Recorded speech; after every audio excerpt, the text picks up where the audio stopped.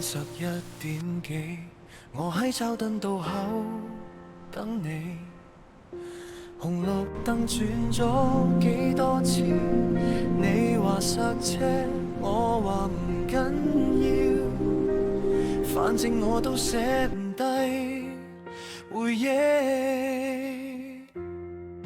原來我仲喺度等緊你，等佢到咗啦，傳嚟手機，等你行出人群望住我，好似第一次嗰晚咁兒戲。原來我仲放唔低關於你，連路牌都變成你個名。經過轉角嗰間舊咖啡店，啲甜同苦都係你留低嘅證明。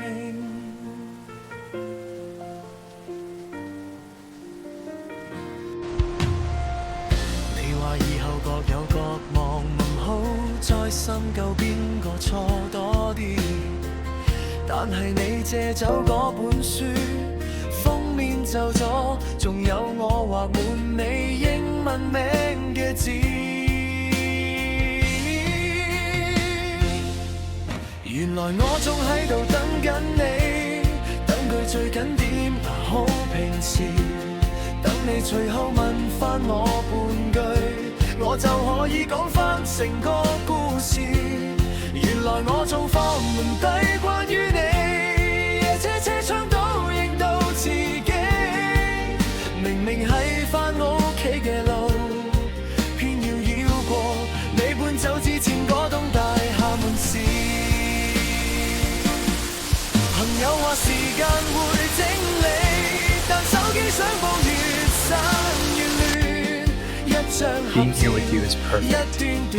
I feel the same way. It's so peaceful. I love you. I love you too.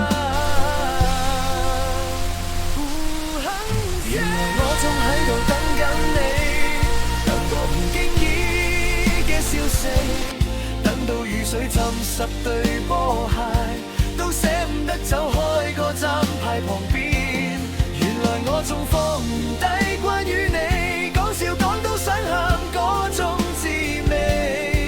如果有日你再經過呢度，記得抬頭會見到我仲企喺燈柱旁。